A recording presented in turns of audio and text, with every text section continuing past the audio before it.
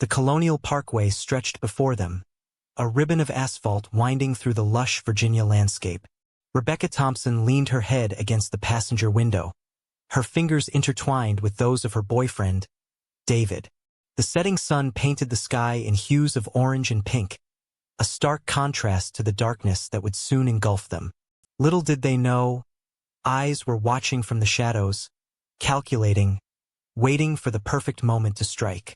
As darkness fell, their car pulled into a secluded overlook. The engine quieted, leaving only the sounds of nature and their soft laughter. It was meant to be a romantic evening. Instead, it became the beginning of a nightmare that would haunt Virginia for decades. Miles away, in an FBI field office, Agent Robert Carson's phone rang, shattering the late-night silence. "Carson," he answered, his voice gruff from lack of sleep. The words on the other end made his blood run cold. "Two bodies found on the Colonial Parkway. Possible homicide. We need you on scene." As Carson drove to the crime scene, his mind raced. This wasn't the first time he'd been called to the Parkway for a grim discovery. The flashing lights of police cars illuminated the area as he arrived. The air was thick with tension and the metallic scent of blood. Carson's experienced eyes took in the scene. Two young bodies brutally slain. No obvious signs of robbery or sexual assault. As he knelt beside the victims, a chill ran down his spine. This was eerily similar to a case from 2 years ago. The realization hit him like a punch to the gut. They might be dealing with a serial killer. Days turned into weeks, weeks into months. More bodies were found, always couples, always on or near the Parkway. The media dubbed him the Parkway Killer. Fear gripped the community as rumors and theories spread like wildfire. Carson worked tirelessly, chasing leads, interviewing witnesses, but the killer remained a shadow, always one step ahead. Each new victim weighed heavily on Carson's conscience. He saw their faces in his dreams, heard their silent pleas for justice. The killer, meanwhile, reveled in the chaos he created. He watched news reports with a smirk, savoring his notoriety. But beneath his confident exterior, a war raged. Part of him yearned to be caught, to finally reveal his masterpiece to the world. As the body count rose, patterns emerged. The killer targeted young couples, always at night, always in secluded areas. Carson's team theorized that the killer might be posing as a law enforcement officer to gain his victims' trust. This theory sent shockwaves through the community.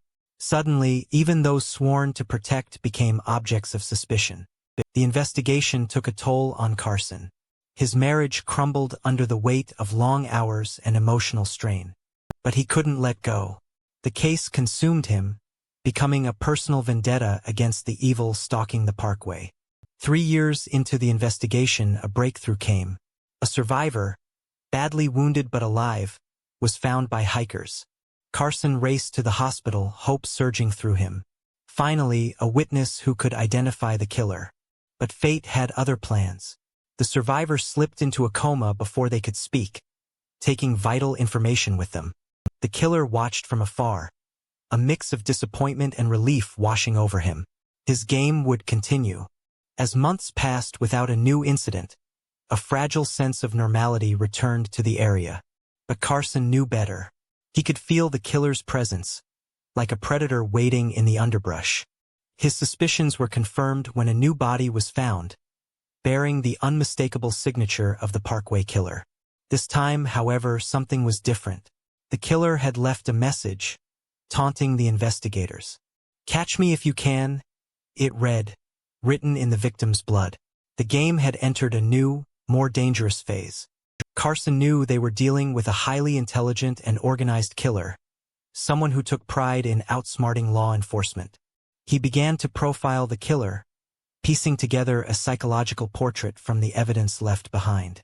The profile suggested a white male in his 30s or 40s, likely with a background in law enforcement or the military. Someone who knew the area well, who could blend in seamlessly with the local community. As the investigation intensified, so did the killer's activities. He began to take greater risks, leaving more evidence behind.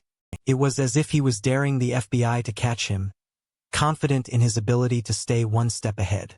Carson's team combed through years of records, looking for any connection between the victims or the crime scenes. They discovered that all the couples had visited a particular gas station near the parkway on the nights they disappeared. Surveillance was set up, and every customer was scrutinized. Days turned into weeks of watching and waiting. Then, on a quiet Tuesday evening, Carson spotted a face that made his instincts scream. A man, unremarkable yet oddly familiar. The man's eyes met Carson's for a brief moment, and in that instant, both knew. Predator recognizing predator. A chase ensued, cars screeching through the winding roads of the parkway. Carson's heart pounded as he closed in. But the killer had one last trick up his sleeve. He veered off the road, his car plunging into the dark waters of the James River. Carson dove in after him, the cold water shocking his system. But the current was too strong, the water too dark. When he surfaced, gasping for air, there was no sign of the killer. Only the quiet lapping of waves against the shore. Days of searching yielded nothing. No body, no evidence. It was as if the Parkway killer had vanished into thin air. The case officially went cold, but for Carson it would never truly be over. The questions haunted him. Had the killer survived? Was he still out there, watching, waiting for the right moment to strike again? Years passed. Carson retired, his hair now fully gray, his face lined with the weight of unsolved mysteries. He would often drive along the Colonial Parkway, his eyes scanning the shadows, searching for a ghost he knew he'd never find. And somewhere, perhaps, the Parkway killer watched and smiled, savoring his greatest victory, remaining uncaught, undefined, eternal. The Colonial Parkway Murders became legend, a dark chapter in Virginia's history that continues to baffle and terrify. For the families of the victims, there would never be closure, only the lingering pain of lives cut tragically short. And for those who remember, the Parkway would forever be tainted, its beauty marred by the shadows of unspeakable crimes.